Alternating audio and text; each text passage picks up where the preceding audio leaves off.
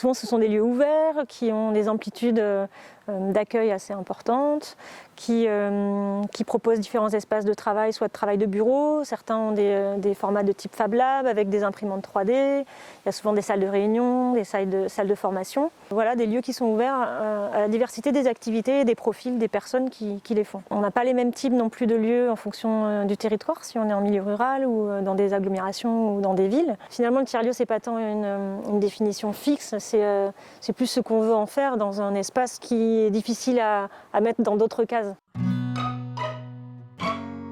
Concrètement, on y trouve plutôt des outils pour le travail artistique, donc c'est ce que certains appellent aussi des fabriques artistiques, puisque c'est vraiment là où les artistes peuvent trouver du matériel. Et l'utilité de ces lieux, c'est aussi de partager tout ce matériel dont ils pourraient avoir besoin. Selon la temporalité et l'ouverture du lieu, on peut y trouver des spectacles régulièrement. Ils peuvent être ouverts pour accueillir des activités éducatives et artistiques pour les enfants du village ou des villages à côté. Ils peuvent parfois proposer aussi des rencontres ou des conférences selon les lieux. Certains ont des brocantes, évidemment des spectacles. Donc c'est vraiment extrêmement varié et c'est ce qui en fait aussi la richesse. On crée probablement pas de la même manière dans une institution culturelle ou dans un tiers-lieu. Les codes et les normes sont pas les mêmes. Les attentes aussi par rapport à un public sont différentes. Probablement qu'il y a aussi peut-être dans le tiers-lieu un souci de prise de risque avec peut-être aussi un phénomène générationnel qu'on peut observer puisque les artistes émergents ont moins accès aux grandes institutions, donc il faut bien qu'ils arrivent à s'exprimer et à travailler dans d'autres espaces. Donc peut-être qu'il y a quand même toutes ces différences-là sur ces différents lieux.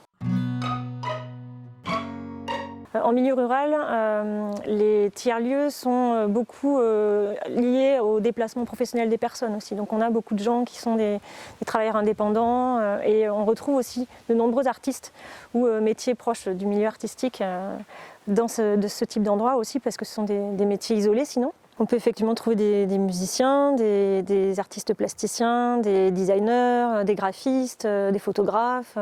Donc on retrouve des profils comme cela. Et puis également dans certains tiers-lieux culturels, vraiment des compagnies de spectacles vivants qui s'installent. Ce qu'on observe depuis plusieurs années sur la dynamique tiers-lieu, c'est qu'effectivement ça répond à un besoin, et notamment en milieu rural fortement. En Nouvelle-Aquitaine en particulier, il y a une politique publique assez incitatrice et innovante. Ils illustrent aussi le fait qu'il n'y a pas de territoire blanc comme on a pu le penser dans les arts et la culture, puisqu'ils sont partout. Ils sont l'expression des identités, de la diversité culturelle sur tous les territoires.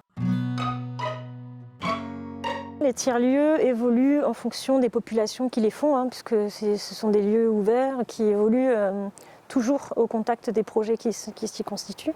Peut-être l'installation de nouvelles populations en milieu rural les fera forcément bouger. Il y a des territoires où la démographie bouge énormément, donc les tiers-lieux le ressentent et ce sont effectivement des réceptacles de tout ça, donc ça évolue vers ça. Ça peut être aussi des porte-voix. Ce sont vraiment des espaces citoyens assez forts où les artistes ont une voix intéressante.